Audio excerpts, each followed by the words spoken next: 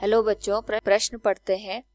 किसी वस्तु की लंबाई 5 सेंटीमीटर है, उसको लेंस के सामने 2 सेंटीमीटर की दूरी पर रखने से 10 सेंटीमीटर लंबा प्रतिबिंब प्राप्त होता है। रेखीय आवर्धन और प्रतिबिंब की दूरी ज्ञात कीजिए।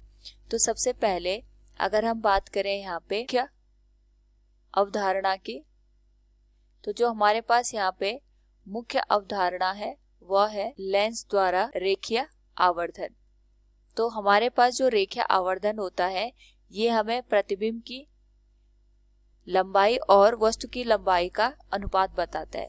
तो यहाँ पे अगर हम बात करते हैं आवर्धन की, तो आवर्धन का मतलब होता है कि हमारे पास जो प्रतिबिंब बन रहा है, प्रतिबिंब की जो लंबाई है वो हमारे पास वस्तु की लंबाई से कितनी ज्यादा या कम बन रही है। तो अगर हम इसको गणितीय रूप में लिखें तो हम लिख सकते हैं आवर्धन होता है प्रतिबिंब की लंबाई बटे वस्तु की लंबाई।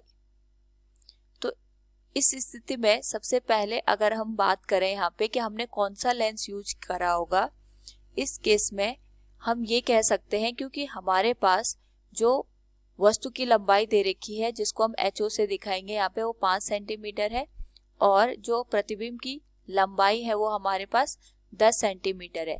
तो केवल उत्तल लेंस के केस में ही हमारे पास यहाँ पे जो प्रतिबिंब की ऊंचाई होती है वो वस्तु की ऊंचाई से ज्यादा होती है। और यहाँ पे हमने वस्तु को 2 सेंटीमीटर की दूरी पे रखा है, यानी U की जो मान है वो -2 सेंटीमीटर है।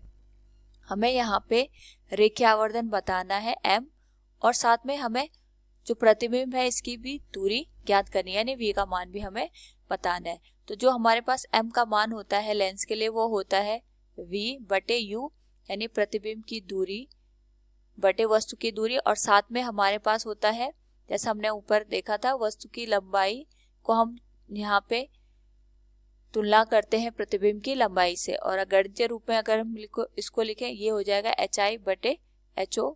तो जो हमारे पास यहाँ पे M का मान है वो आ जाएगा, वस्तु की जो ऊंचाई या लंबाई दे रखी हमें वो 5 सेंटीमीटर है और प्रतिबिंब की दे रखी है 10 सेंटीमीटर। इस स्थिति में अगर हम देखें यहाँ पे तो जो हमारे पास M का मान है वो 2 के बराबर आ रहा है, यानी हमारे पास जो प्रतिबिंब है वो वस्तु की सापेक्ष 2 गुना हमें बड़ा दिखाई देगा।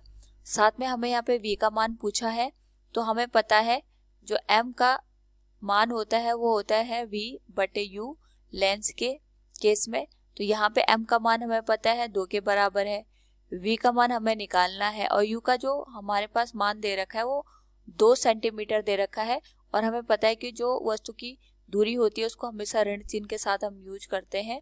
तो V का जो मान होगा ये हो जाएगा -4 सेंटीमीटर, यानी अगर हम यहाँ पे वस्तु को 2 सेंटीमीटर दूर रखते हैं तो जो हमारे पास प्रतिबिंब की दूरी होती है वो 4 सेंटीमीटर के बराबर हो जाएगी।